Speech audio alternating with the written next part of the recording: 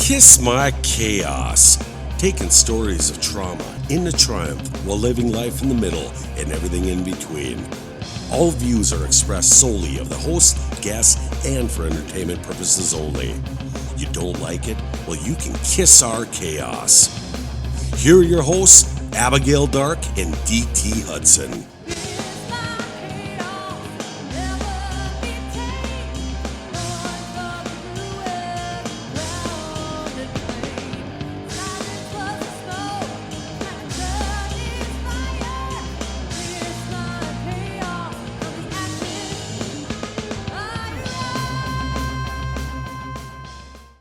I can't believe it's been over a week. Only 1 week? I think so. Well, that's good. I don't know, but it's busy. So much stuff going on in the world, too. It's my month. It's October. Of course it's busy. Of course it is. October, you should see this place when you pull up. It cannot be mistaken. And her neighbor has a sign with an arrow pointed to their house that says ditto, and I'm assuming it's referring to the decorations outside. They had it made this year. It's hilarious. In case people don't know me or what I do with that, I'm an insane yard Halloween decorator, and I've only just begun. Actually, I've been quite lazy this year. I haven't done as much as I normally do, and I'll have to amp that up this weekend. But yeah, the neighbors drive back again because I already thought it looked really good. Oh, this is nothing. Like, I don't even have lights or any of the things up yet, so it's coming. Are you gonna put up the little things I made you last year? Mm-hmm. Are you? The little light things? Those are cool. If they still work. We'll just get some new ones. I don't know. The wind kind of wreaks some havoc on everything that I own. You had a bunch of down skeletons in the yard there. Well, some of them were laid down and one of them was forced down. Head broke. Oh, poor guy. I cried a little bit. Don't cry. We're going to introduce our guest, and you can't screw it up because we just talked about screwing up our last name. But if you do, it's okay. It's Katie Stensgard. Stensgard. Yes, that's me. Yay! And you got it right. Yay. Yes. Good job, Abs. I know, right? Try. I'm super excited to have you on here. You've been, you were recommended very highly through my networking group. Fun. Yeah, they were saying, anytime. Well, okay, so I'm a huge martial arts, MMA. I just I want to be one of those people, although I never will be because I was going to say, come to the gym. Yeah, well, I have a few other adventures. I'm training for an Ironman, so I'm trying. That's awesome. I'll stick on that road for a little while. I know Carter at the academy where my son goes has been trying for me to do Taekwondo, and I'm like, you know what? I'm at that age where I can't remember the moves. They'll show me, and then it's instantly oh, brain fog. What happened? Did he do it? Everyone else is doing it. I'm still here watching you, and now I'm watching the other people do it, and I'm like, no, they don't. That's the last thing the world needs is you with more weapons. That was actually, I did Taekwondo briefly, and that was my favorite part was the weapons. Yep. I was like, everyone just wants a cool sword. I think that's why most people are there. Oh, yeah. Yeah. The nunchucks and all the other cool things. Yes, the bow staff. I was like, I low-key feel like a Ninja Turtle. I'm not going to lie. Pretty good with a bow staff. I did kickboxing for a while, so I liked my guns. Those were my were my weapons. I like to use my mind and my mouth now because I'm getting old.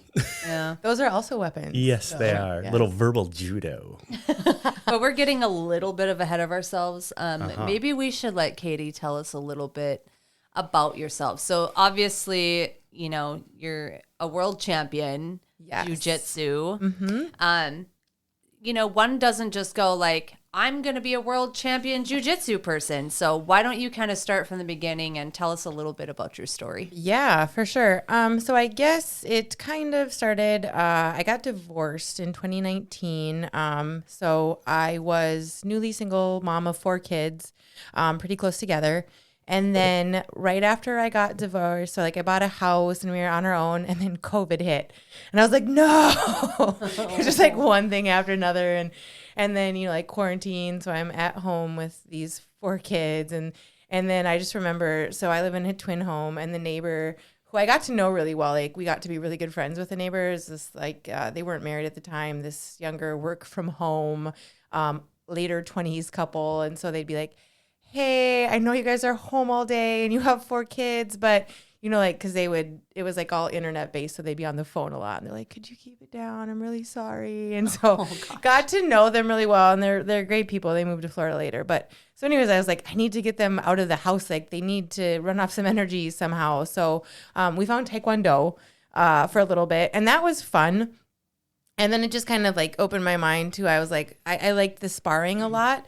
But I felt like, so I did like one tournament and I got second place and it was like to this guy who had really long limbs. And I was like, well, that was fun, but it kind of felt like tag because the point scoring in Taekwondo was like, well, they touch you and that's a point. And I was like, I could really use something a little more full contact. So I love you already.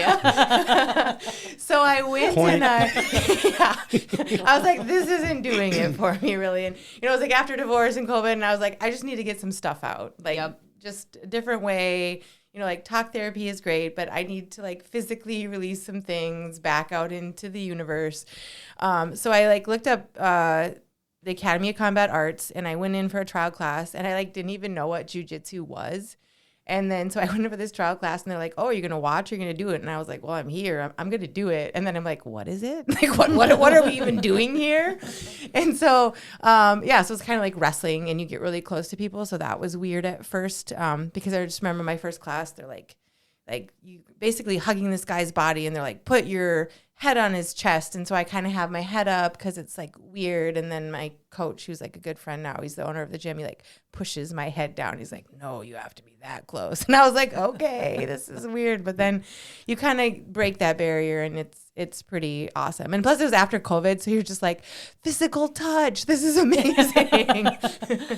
I always watch, like when I watch MMA fights and when they're, you know, doing the ground and pound kind of stuff. Yes. Especially with the jujitsu and the entanglement and all of the things. And I'm like, God, sweaty and like nasty, like up against the other person. Like, was that something you had to kind of get over very quickly? I know I didn't really have a problem. Like it was like a little bit the body space issue, but that kind of left pretty, I'd say within a few, maybe a couple months completely. And then it's like, this is going to sound really weird. Like some of my favorite days are like when we have the garage door open, cause it's kind of like in this industrial, complex. And so we have a garage and it opens up and it's in the summer when it's like 90 degrees and everyone's like sweating and you're just rolling in other people's sweat, but it's like the best. Like I went into, and then everyone's just hair is like stuck to their faces. And, but like, I don't know. It's like not hygienic at all, but it's like my favorite training. Dan is mortified. No, I'm not. You can be mortified. I said it's going to sound weird. I'm not mortified because we have to do that. You know, when we do our law enforcement training, we do ground fighting.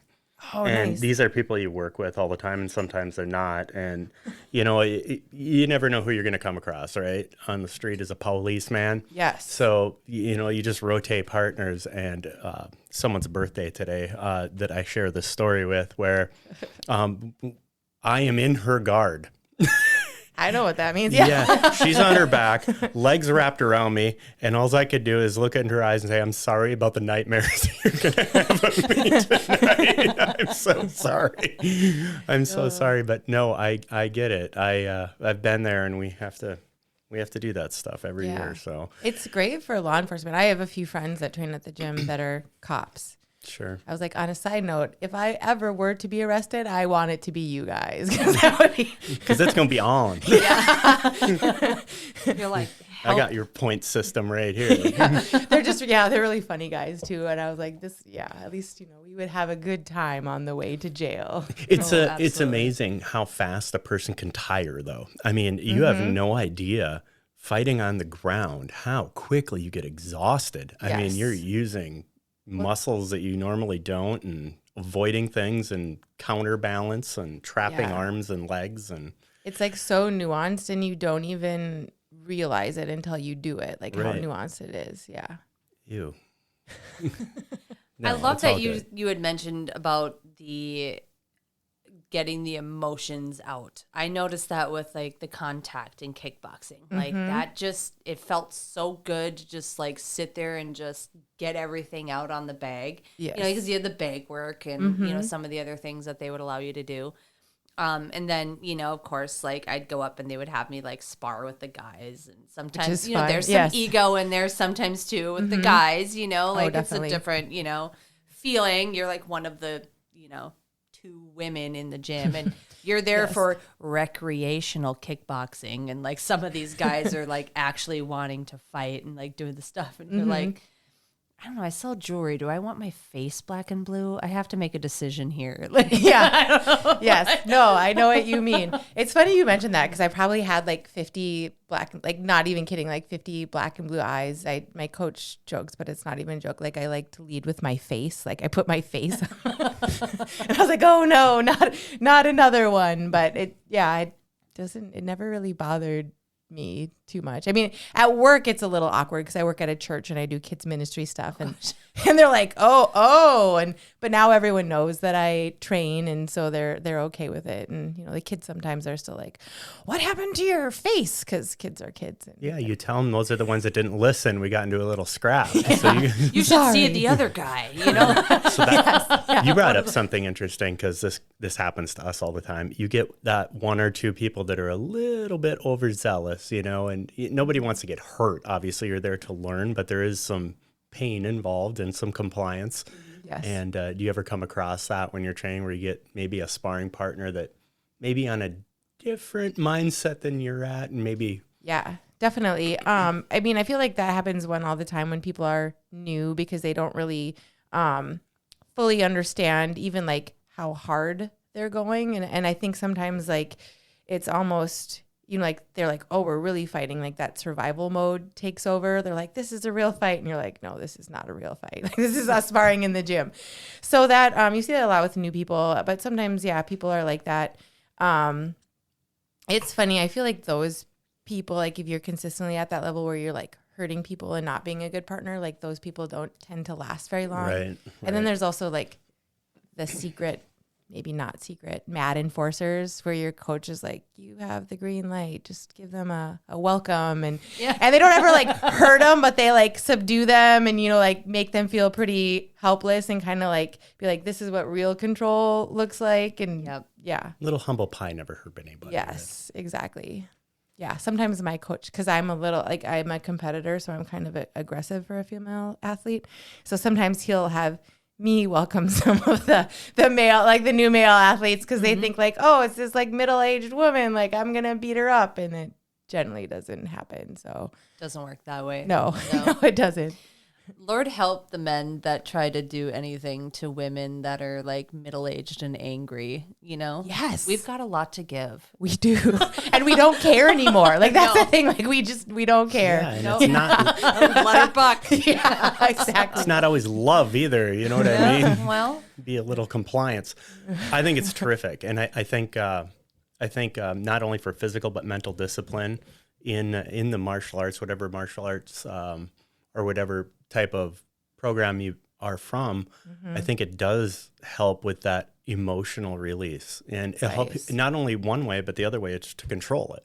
Yeah. You know what I mean? Controlled contact, things like that. I mean, if I'm wrong, I'm wrong. But for me, it is. It's at the end of the day, I'm tired, not just physically, but mentally, but I feel good.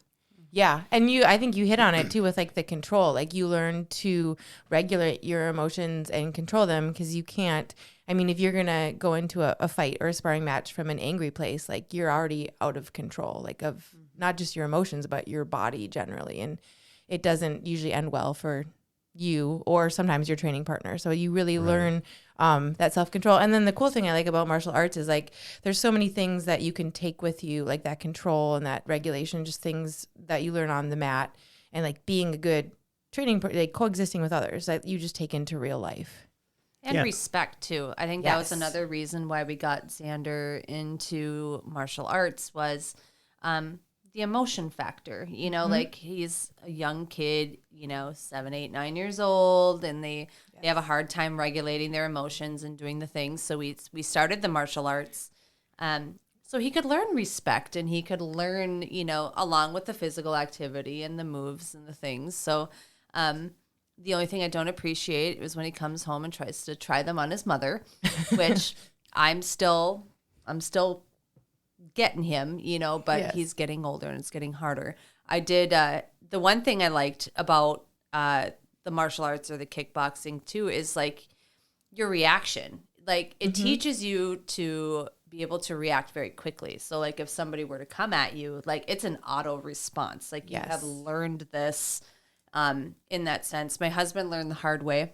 I was taking a shower and just doing the normal daily routine sort of thing. And all of a sudden, like I have a kind of a white and black shower curtain, and you can somewhat see like a silhouette go through it, kind of like Psycho. So, like you look at him on the opposite side, I'm in the shower washing my hair. And then all of a sudden there's this head that pops into the shower that has a Jason mask on. And I just went poof, and I just automatically just popped him because I was like, ah! And I just popped him in the face. And he was like, why? Like, what would you like? Although, to be fair, if anyone popped in the shower with a Jason mask, I think that's pretty justified. I agree. Definitely justifiable. You must have been running late. Because you were taking a shower and you're a bath person. I take my baths at night. That's my like quiet time, and that's where I hide from my family for like an hour. And I lock the door, and no one's allowed in there. That's I get my that time as a mom. Oh, it's my time. But so here's the sad thing. Then my son, after my husband does this, like literally 5 minutes later, I'm drying my hair. I have my head down and the towel is over my head and I'm drying my hair. And as soon as I look up, there's this thing with a Michael Myers mask on. And I immediately like push it against the, side of the wall, and my kid's yelling at me. And I'm like, why would you do that? Did you not just learn from your father that was a bad idea? Like, That's funny. He's like, it's a different mask. It's not Jason. Yeah. No, they're not smart. If you're in the bathroom, stay out. I like Lesson learned. I like to defend my homies here, but I don't really have a defense for them at this point. No contest. Leave mom alone in the bathroom. Get your butt kicked. Right. Everyone learned a lesson that day. Yes. So I'm curious. Obviously, when you started this, you were hooked. You loved it. How did you progress in it? So I think I had been doing it probably almost a year when there was like a local competition. And then I was like, I'll do it. Some friends talked me into it. I hadn't really, I'd been an athlete growing up, but I hadn't really competed for myself or done anything for myself for a while. As a parent, you get it. You kind of all about the kids. But then after the divorce, I was kind of like, I need something to be okay. And I need... So I did the competition, and I think I won. Oh, actually I did. So I was a white belt, which is like the beginner belt, and the next belt is blue belt. And there was no one in the white belt division. And I was like, I'll just go in the blue belt division. And so I did okay. I didn't win. But now one of my best friends today, that's how I met her. We competed and she choked me out. And I'm like, oh, you bow and arrow choked me the first time that we met. But we've gone to Worlds and done all these big competitions together now. And she's one of my best friends and also a single mom. So that's another cool thing is you meet a lot of like-minded people with, same but different backgrounds. Everyone's there for their own reasons. Sure. So I like the competition because it kind of simulates just hard, stressful things, but in a controlled environment and lets you work through it. And it in my past life, I did rock climbing and snowboarding, so I'm kind of an adrenaline junkie. And so I was like, oh, it gives me that little shot of adrenaline that I really like. So I did okay. And then I had a teammate, Justin Lurman, who was there's this really big competition in Las Vegas every year. It's the Masters World. It's for Masters people over 30, but you compete with people around the world. And he's like, I think you would be really good. You're I have a pretty aggressive style that translates well to competition. So he's like, you should do it. So so I did go that year. I got my blue belt. I think I'd been a blue belt for 3 or 4 months. So new blue belt. I went out there. One of my friends, Robert, was supposed to go with me, and then he had some life stuff happen, so he couldn't go. So I was like, oh, I'll just go by myself. So I went out there. It was cool. I trained at this gym, Extreme Couture, one day, who trains a lot of like UFC fighters. And so then I ended up training the day before I competed with this Mandy Monster. She's like a current UFC fighter. Okay. And then she was like, oh, like, you're a really good training partner. If you're ever back in town, like, come look me up. And so I was like, oh, this is already a cool experience. And then I competed the next day, and I took third. I didn't win it the first year. I took third. I only lost to the woman who won the whole thing in my weight division. And then, so IBJJF is the organization that puts these things on. They have this thing where if you make the podium in your weight division, you can go to the absolute division, which is open weight. So all the third place and up from all the other divisions with the same belt rank and age division can go. So my friend Justin, like, he was calling me in between everyone. And he's like, you should do the absolute. And I was like, oh, I'm kind of tired. I don't know. and then he's like, no, do it. You went all the way to Vegas. And I was like, fine, I did go all the way to Vegas. So then I did that one. And then I made it to the finals and ended up taking second there and only lost to, she was like super heavyweight. So she had some pounds on me. And, but yeah, it was a good match. And I like had her in a triangle and lost it. She was like throwing it off. And I was like, oh, you're so strong. But it was like a really good match. And so then after that, I feel like that was kind of like my, like coming out party in jiu-jitsu. Like everyone kind of knew who I was. Like prior to that, I had not competed at the world level. And then, so after that, the next year I went back and I won my weight division and I won the absolute division. So I got double gold. And then it was at that point that my friend Ian Harmon approached me and he's like, we think your story is inspirational and we want to make a movie about you. And so then they made a movie about me and like going back in 2024, and then I actually won it again. So that was cool. And they were making a movie at the same time. Like all this was going on in 2024. Okay. So like your kids, like you're a movie star mom. Like this is really cool. Like my mom can kick your mom's ass kind of like feel. Kind of, yeah.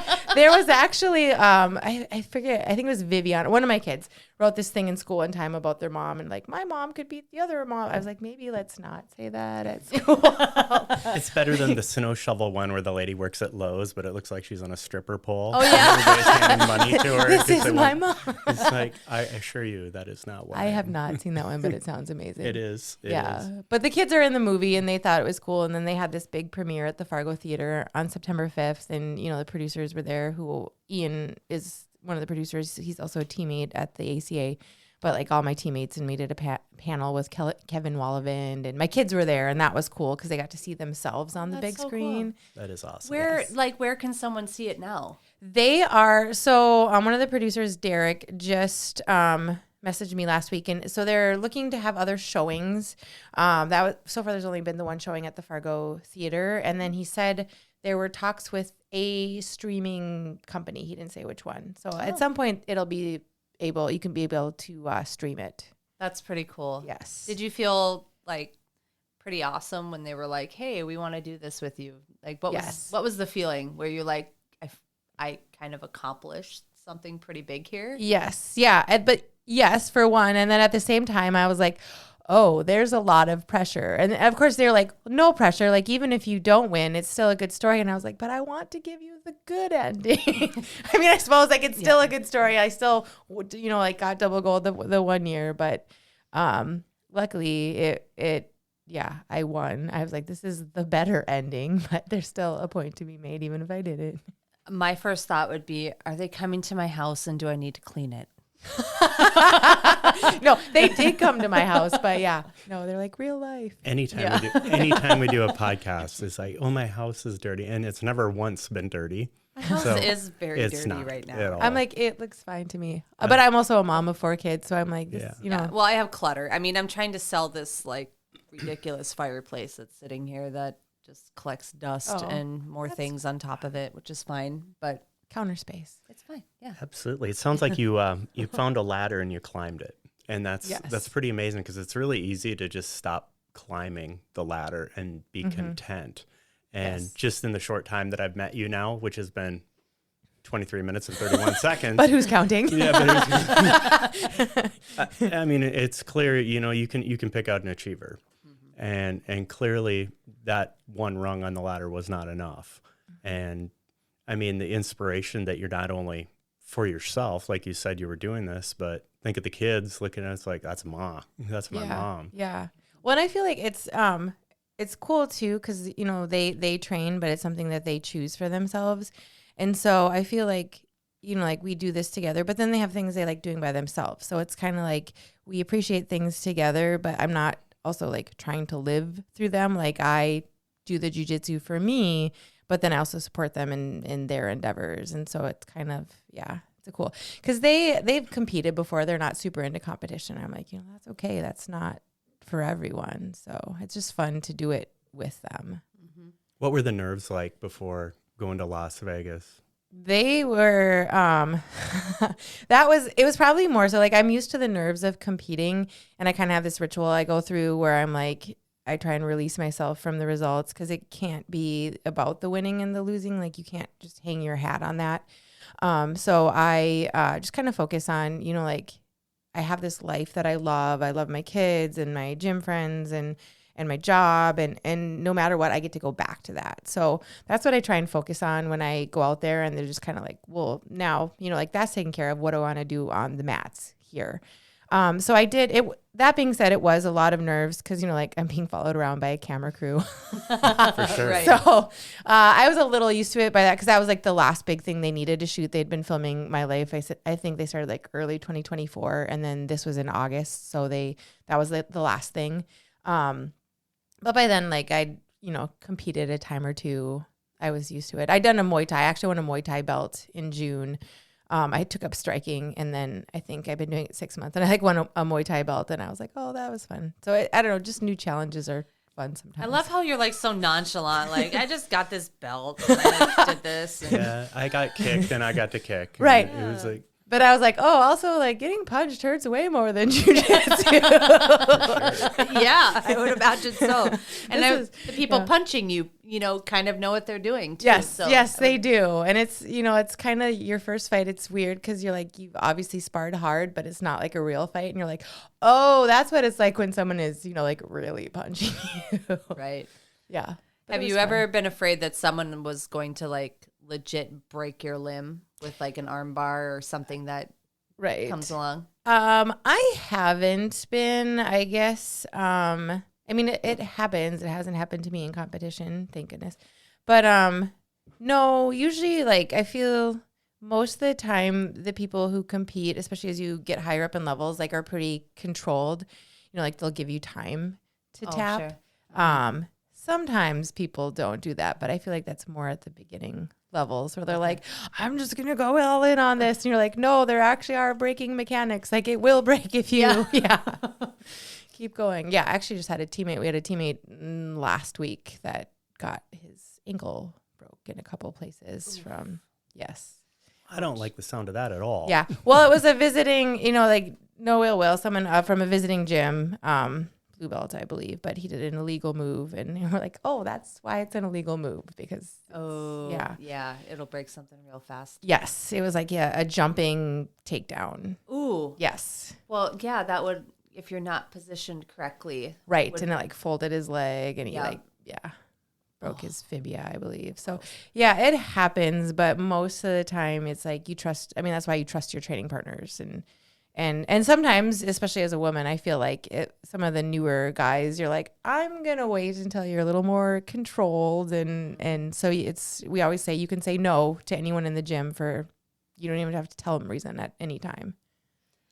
Well, I know if you like are on top of someone and you have your hands like this, if you don't even simply turn your hand over, this is going to snap on your radius or something like that, because that's something that you want to go slow, right? With everything you do, you want to go slow and get the motions down, because it's a horrible sound. Put it that way. It never happened to me, but I've been at tournaments where you've heard it before, and you're like, oh, yeah. Or sometimes they'll put it on the Instagram and they won't warn you, and you're like, I didn't want to hear that. Didn't Like, need to see why? it. Yeah.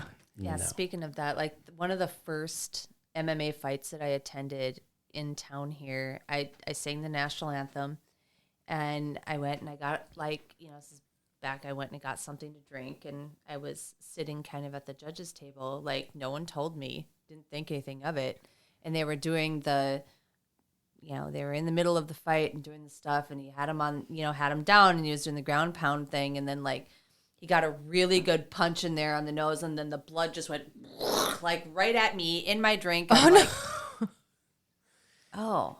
Yeah, don't sit too close. Yeah. People pay for this? Like, They do. They do. Yeah. I was like, And now you're hooked, right? ew. Yeah. But You love it. Don't say you don't. Because I just something thought it was about it. interesting. I mean, like, to me, I was like, man, that was a really, that was a good hit. Like you hear the crunch and you hear the things, and you Yes. you're Actually, I supposed guess I did. I did break my hand in my MMA fight. I like thinking about that. Like on her face, because skulls are hard. I don't do that. I was like, oh, a little lower would have been good, but yeah. that's why you lead with your head. Yes, yeah, much safer. Your head's hard. It's harder to It break. is. Yes, yeah. Obviously, she won on that one, the hard head, and Well, I think it's interesting because size matters, but sometimes size doesn't matter. Like watching MMA for me is kind of fascinating because there's so much physics going on. I mean, yeah, there's ground and pound and stuff, but you pair up a martial artist with a collegiate wrestler, and it's immediately to the ground with them. I mean, they have a whole different philosophy, and I think that's interesting watching those two cultures, I guess, collide. Yeah, and I think you actually see like a lot of wrestlers go into MMA because it's so, like to have that background, it's so helpful. But then also, you need the striking and the jujitsu. And I actually have a friend, he trains at the academy now, Cannon Swanson, and he had that background. And he's been super successful because he, had the wrestling background, but then he came in and he embraced the jujitsu and he embraced the striking, and he didn't just rely on his wrestling background. And I think that's kind of the key, like if you're going to bring wrestling in and be successful or not. It's like the open-mindedness. Right. That's why I loved watching like Royce Gracie, because he was like half the size of some of these guys, and it didn't look like he was doing anything, and they were begging him to stop. Yeah, I mean, yeah. Or like, I I don't know if you watched the early UFCs, like UFC 1, 2, like kind of before, like they're like, you do this, and everyone kind of had their own, it was like one martial art they did, and they're like, we'll see how these martial arts pair up together. And Dan Severn, and all he does is like axe handle pounds people into the ground like a hammer and a nail. Yeah. It's like, but some of them you're like, that guy is really huge. So it was interesting. well, it definitely took off. I mean, as a sport, and the dedication it takes. And I mean, how do I put it? The way it's promoted is like one step above like professional wrestling. It's not professional wrestling, don't get me wrong, but the way it's promoted though. And, it's like, oh, they have a big beef. They might or may not have a big beef. I mean, maybe there is. Yeah, I think sometimes. But some, like you look at like Conor McGregor, who is super successful, but it's because of his personality. So you're kind of like WWE, like how much of that is real and how much of it is to make money and for show and all that stuff. To get fights and fabricated. Yes, because people love that. Like everyone loves drama. Maybe not having drama, but watching other people's drama is entertaining. Always. Yes. I got your drama here with these fists. I tell you, I will tell you, it's kind of funny because one of the greatest days of my life as a cop is I got to be part of it was WCW Nitro when they're at the Fargo Dome. And I got to be part of the show and put handcuffs on Roddy Piper. Rest in peace, Roddy Piper. That's so fun. People were throwing popcorn and beer at us, and I was just giggling the whole time. It was the greatest day of my life. And we get backstage. And he's like, oh, God bless you. Thank you so much for being part of the show. He's just like the kindest guy, and about like a foot shorter than me. I mean, he was not a big man, but his personality was out of this world. So yeah, I got to meet a lot of that crew back in the day, and some were okay and some were, well, they were dicks. So. Yeah, I feel like that's like any sport, or like some of you okay, some of you not so much. Yeah, Diamond Dallas Page, super guy. Super guy. Nice. Who really. didn't you like? Well, some of the people were just like very standoffish, and we were only allowed to go to a certain point because they had their buffet and stuff set up, and that's fine. They're like, oh, come on back here, and it's like you'd be back there and you get the stink eye from somebody, but like the big names, they really didn't have much time for anyone really, but Roddy Piper did, and who else was there? Oh, Bill Goldberg. Nice guy. I mean, I mean, mean guy. No, he was very not nice. personable. Yeah. They were very supportive of law enforcement and military and all that. So it was a cool night. And then I was out directing traffic after that. I'm like, oh, This is anticlimactic. yeah, I know. It was like I was just on. It was like I called my wife. I'm like, put the tape in the VCR. That's how long ago that was. Yeah. And I remember those days. I Yeah. literally have a video on my phone of it, a video of a video. Because that's how I could preserve it. So Amazing. it was cool. You know, I think every woman should go through one of those classes, like even just self-defense or, you know, just to utilize that or to have that under their belt, I guess. Yes. You could say. Yeah. Like you do more than just compete. Tell us a little bit more about your newest adventures. Yeah. I was like, it's funny you mentioned the self-defense. So I have a friend from the gym, Marissa Hodgeness, and then we have another friend, Amy. So we kind of got together, and Marissa's had this idea. She wanted to start a nonprofit. She's a social worker. Sure. So she wanted to offer jujitsu to like women and children leaving abuse. And so and then she kind of coupled it. I was like, well, let's just have this whole program. Like, let's just set up this thing, an organization that helps women and kids leaving abuse go from surviving to thriving. And so like jujitsu is going to be one of the programs, but we hope to have more. There's going to be like group sessions and art therapy. And we're just doing a lot of stuff with that. So like one of our first events that we're doing is a self-defense clinic. Dylan Spicer, who runs the Academy of Combat Arts, my coach, he actually went on to North Dakota today with us and did a few self-defense moves. But anyways, he's a longtime martial artist, over 25 years of experience, and he does kind of self-defense clinics all the time. So he's actually doing one for us on October 26th from noon to 2, and it's a free will donation. So open to the public, women's only. But you, show up, throw in what you want. If you can't, that's fine too. And it's in support of the Uprising. That's our organization, what it's called. And so, and then from there, we just kind of, we've been going for a few months now. So we're getting all our programs and events started up. So we're going to have a program. There's actually an interest form on our website, which is theuprisingproject.org, where you are going to get, free to discounted membership. We'll pay it for so many months for you to get plugged into jujitsu, because the self-defense seminar is really nice, but like you said, it's the muscle memory, knowing that you're not going to freeze in a situation. Right. So obviously the more training you can get, the better. And then it's just, like talking through those scenarios. So like if someone grabs you, it's like not going to be the first time is like when someone's grabbing you to hurt you. It's like, oh, someone grabbed me in the gym and I worked through this, and it kind of gives you the confidence to know that you can work through it when you need to, and you're not just going to like freeze up.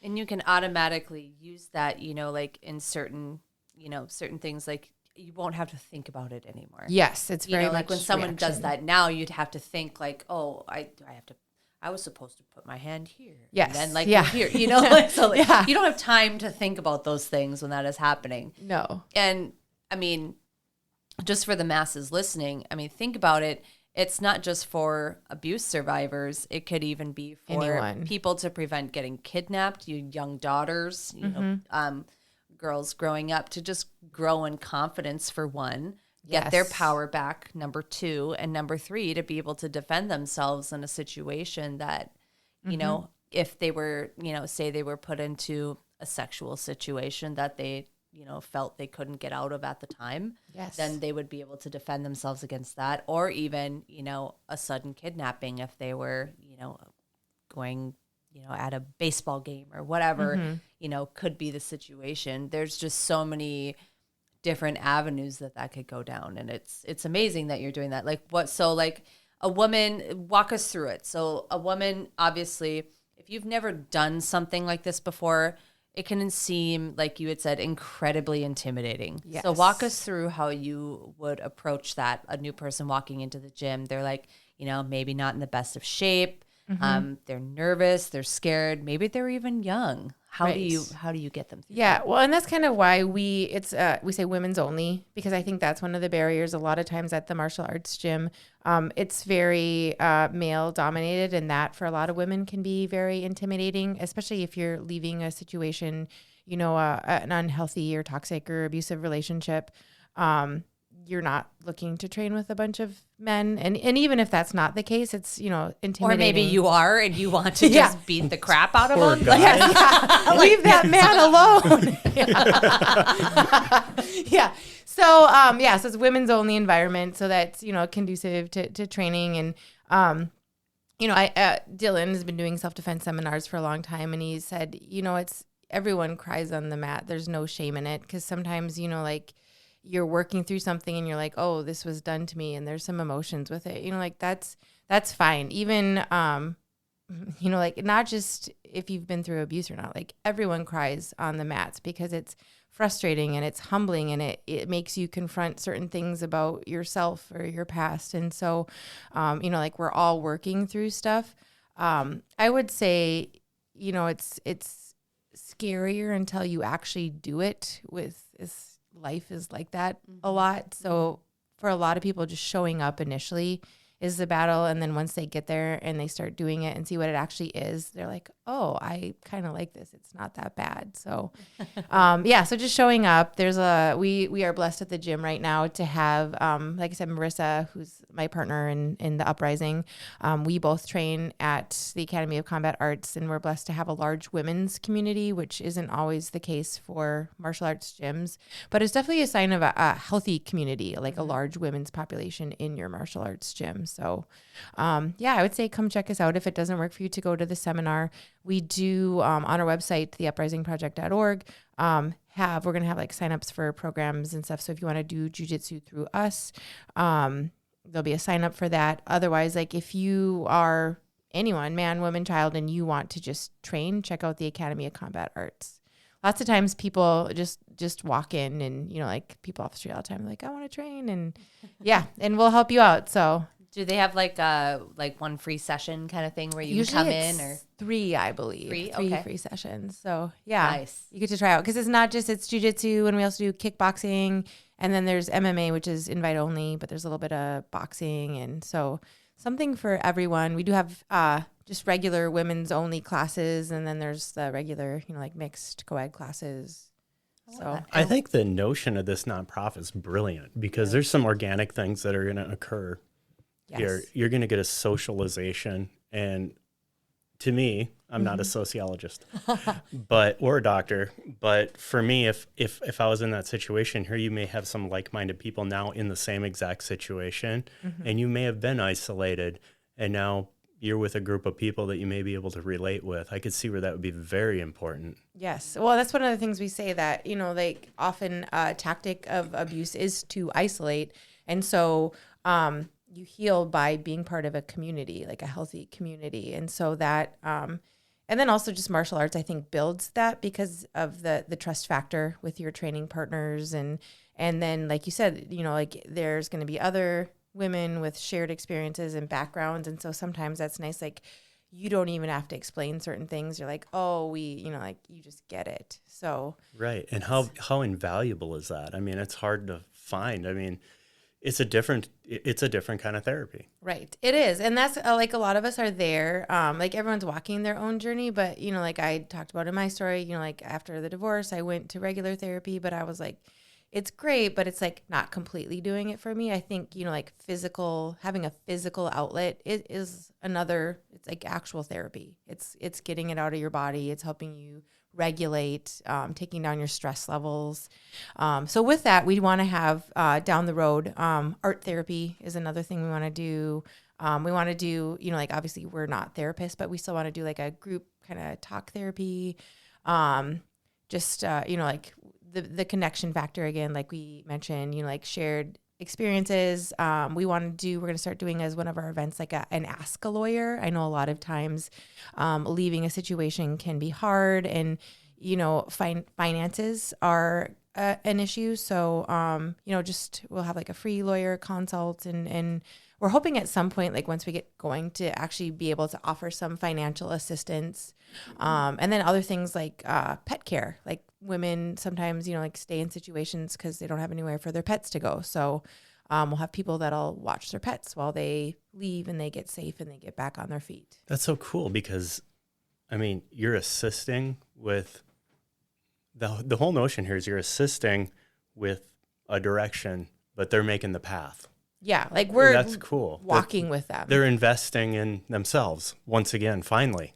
Yes, yeah. That's It's like awesome. I can't walk for you, but I can walk beside you. Absolutely. Yeah. Yeah, that's what I was trying to say. Yeah. Thank you. Yeah. No, I knew. I was like, because I thought the same thing. Yeah, I got it. I think like right now too in the community, especially in the Fargo community, there's a lot of hot talk about, the law enforcement versus, domestic abuse. And so where those two things come together and how they can work together. So as part of the nonprofit, have you guys ever thought about being able to work with law enforcement and saying like, obviously a lot of women that are in domestic abuse situations are not going to be forthright with law enforcement right away. They're going to defend, the person they're with. They don't want them to hurt their children, or they don't, there are things that can't be said to law enforcement at that time where if they were to react, it would be very poor for the person in that situation. For them, yeah. So I wonder, being myself coming from that situation, being in domestic abuse and things, and I never had law enforcement involved, but my parents would like batter, like talk to me about it, like, hey, I'm like, no, if I say something, like this is going to go worse for me. So I wonder if there's a way, even in the nonprofit where you guys could work with law enforcement, to come up with something even in the area of Fargo where, a communication could be done silently.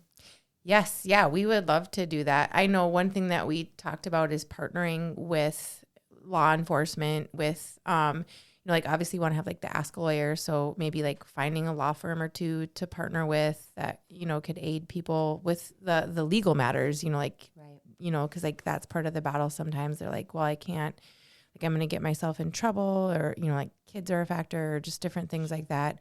And then I know there's other organizations that already exist that are actively fighting abuse. So, like we have been talking about, community is important. So we would love to be able to partner with all of those organizations and just network. Cause I think it's kind of those, like one of the better together. Absolutely. 100% better together. Resources, more resources, and good nonprofits. You'll find around here there's a lot of terrific nonprofits. You get out in the world and there's some sketchy ones. Yeah. Yes, yeah, there definitely are. But And we've come across them in the past through our nonprofit, and it breaks my heart because it's all talk, no action, or just making money for something. I don't even know what they do with it. And we've been very fortunate to find a couple of very good nonprofits that are established that, Absolutely. we walk right beside each other, just like you guys are doing. yeah. And I feel like a good one that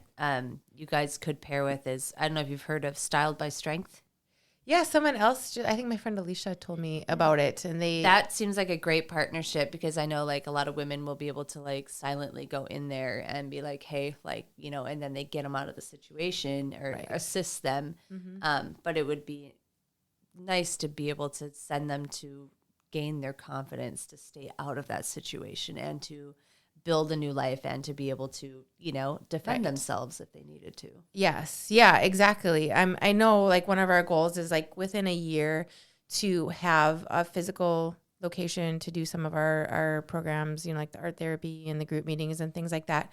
Absolutely. But actually when we sat down and we did like our vision casting and our planning, we were like, like long term, 10 years or however how many years down the road, we would love to have like a farm and do agro-tourism and have like little cabins and places where, you could stay, maybe not forever, but like while you get back on your feet. And then we'd have different jobs there that, you could make money and we'd help you. And then it's kind of one of those things that women that you help tend to come back and maybe they move on and maybe they don't, but usually some, like it's like kind of like the mentor program. Like a lot of times, like women that leave those kind of situations have the mentality that like someone pulled me out of the fire, and now I'm going to be that hand that reaches back and pull the next person out.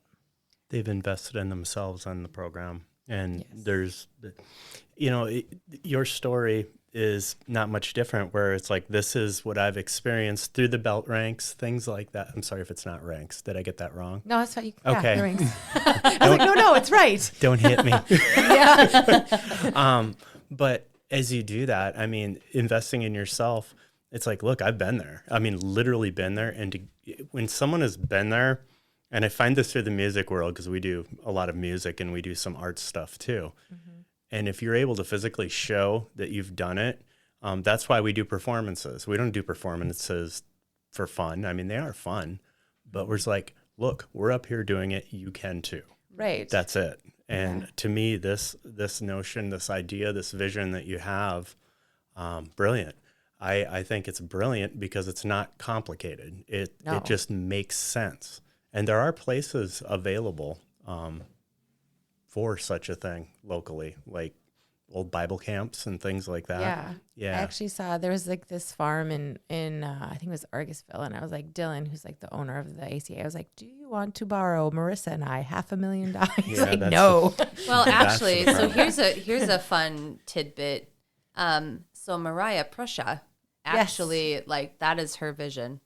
Oh, I didn't know that. I know your guys' vision boards are like they're pretty exactly the same on that. We have we have a lot of mutual friends. I've never met her. When I went on the Jay Thomas show, he's like, you need to be on Mariah Prussia's show. Yeah, for sure. And then I know my friend Cody, who was like one of my main training partners, good friend.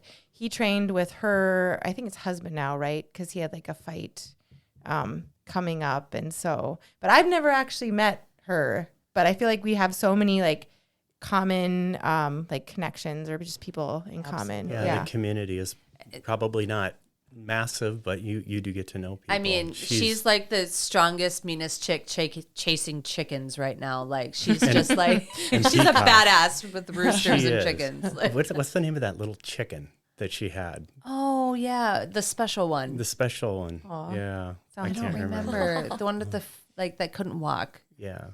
She has a heart of gold, though. Yeah, and she like does. her vision, she had talked about, wanting to be able to have people come out there as a retreat and to be able to work through those things and live off the land and like plant. She does that with children. She Yes. teaches them how to self-sustain. Self-sustain. I know what you mean. Abby put something special in my tea again. I can't feel my tongue. Welcome to my house. Sustainable children. How about Yeah, that? And she did. When she walked us around, she had just endured a very bad storm. That was an EF5 tornado that came through Enderlin, and they got clipped by part of that.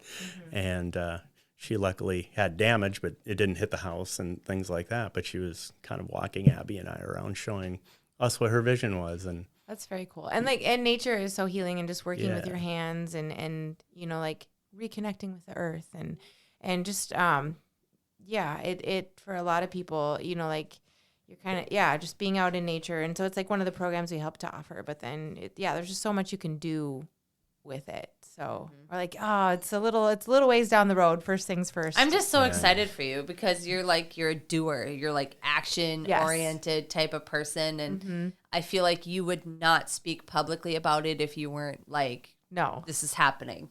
Yeah. And that's like the other two women that are partnering on this with me are the same. And so Marissa and I were like, because we have a lot of personal life stuff going on. We're like, our personal lives are falling apart, but we're still out here starting this nonprofit. It's kind of a therapy in itself, and we find that too. I mean, regardless of what's going on. I mean, our nonprofit started in 2019, and some days it's just like, I need to go do this for a while, and and it's just like, it's grounding. Yeah. Because then you're looking at people in need and actually doing something. Right. So, and it's weird, partnering with a nonprofit is brilliant too, finding good ones, because we were just able to donate 39 brand new wheelchairs to the honor flight. Oh, that's so cool. Yeah, that nobody else wanted them, and Cargill reached out to us like, can you find a home for these? I'm like, yeah, I know exactly where they need to go. And the guy that's going to pick them up, he's like, oh my God, thank God, because the ones that we have now are so heavy, heavy. So they'll be picking those up. I selfishly wanted you to keep 5 of them for a wheelchair race. Okay. You could have had one. That's fine. We had to give them all. Did I say they all needed it. They needed it more than our wheelchair race. Like, did I say 34? oh, No. perfect. I know you want to have wheelchair races, and I got a good hill at my place, as you know. We could pick up some Well, it is steam. the honor flight. They have to get on the flight, right? So they'll have to leave the wheelchairs. Like, I don't know how it works. I just need them back for a day. You're not going to shoplift the wheelchairs. kidding. Another terrific organization, so I'm very grateful to partner with them as well. So, It's amazing. yeah, I lucked out on that one. Yeah, well, it's cool too. I think, you always, not that that's why you do it, but you always get something out of helping others. Like that in and of itself is therapeutic. And lots of times I think sometimes we get so self-focused. It's nice to be like, I am not thinking about myself. I'm thinking about this other person. And it kind of brings your own life into focus and perspective too. Well, yeah, I mean, after doing that, I can sit out on my porch and I'm like, I'm really grateful today. I'm really grateful, not for what we're doing, but I'm just really grateful for the life I have, because it can go the other way. It's been the other way.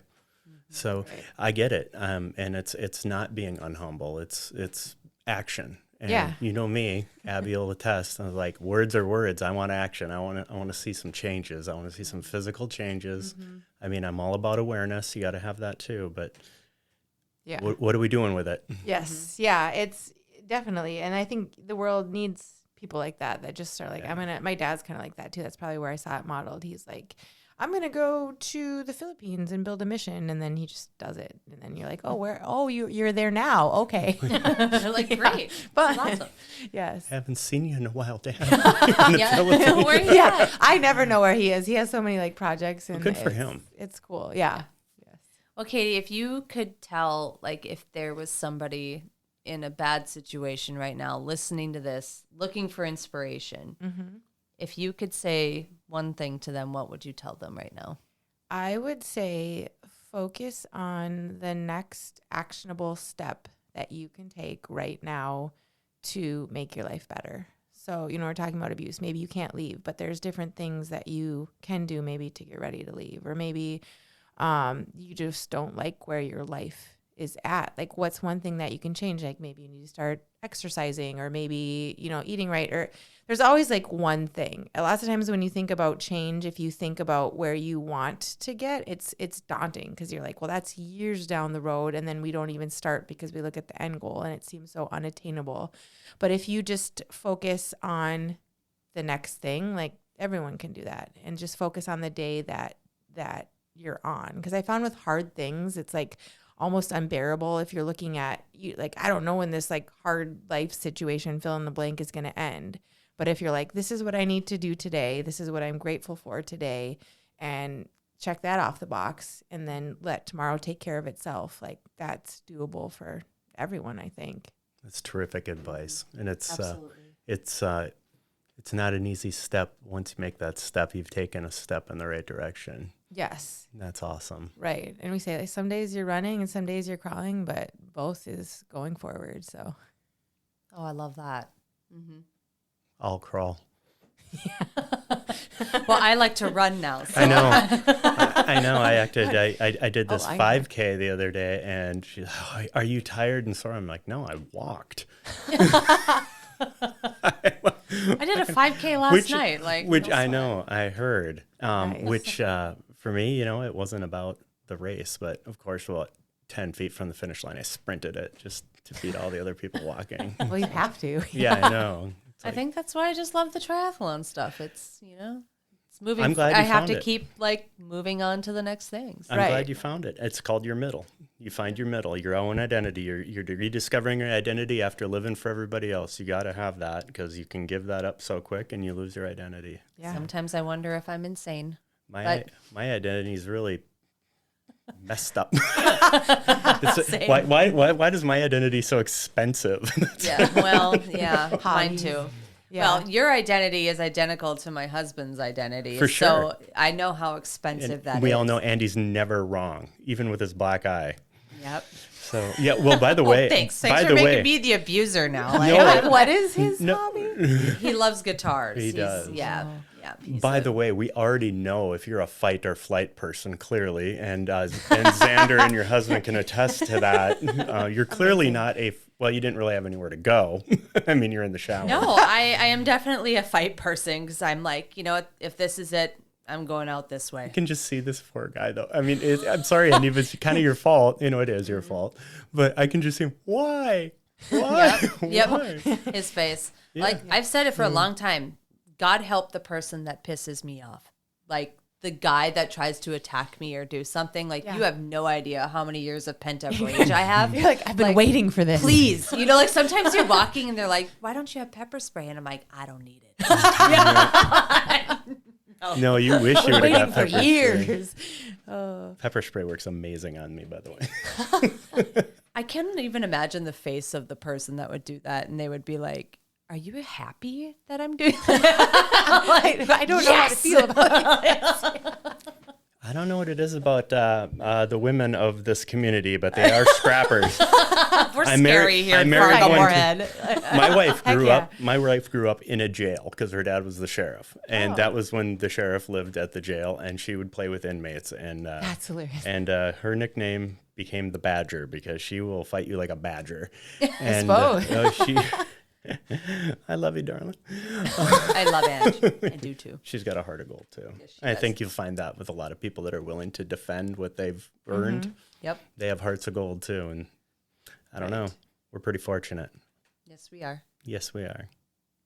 Well, thank you for coming today. Yes, thank you. It was a lot of fun. Thank you for having me on. We're so excited to have another like strong female, and I love strong females. I just think that it's like we just need more of you, and I'm glad that Right. you're teaching others to do the same. So Thank you. Keep it Well, on. yeah, it's fun. It's we have a community of them, so it's fun to be a part of. Leading by example. There's nothing better. And we will post on our Facebook, Kiss My Chaos Facebook group, all of the links that you had mentioned. Yes, So thank you. I will have her send them over to me so I can get those up. So if you guys need any resources or you want to know the dates of these events that are happening, if you would like to check them out, we strongly encourage you to do so because, I mean, I just want to go and watch. I won't be able to be there on the 26th, but I think I'm going to come take a class and just see what it's all about. Yes. I'm excited. Yeah, you should look Cool. forward to it. Yeah. I think I'm going to come and watch too. Oh boy. Yeah, No, well, I hope to see both of you there. Okay. I'm out. Bye. Bye. Bye. You've been listening to the Kiss My Chaos podcast. Stay tuned for our next episode, where we speak with some of the most intriguing people about their journey from trauma to triumph. If you find yourself in mental crisis, please seek professional medical help immediately.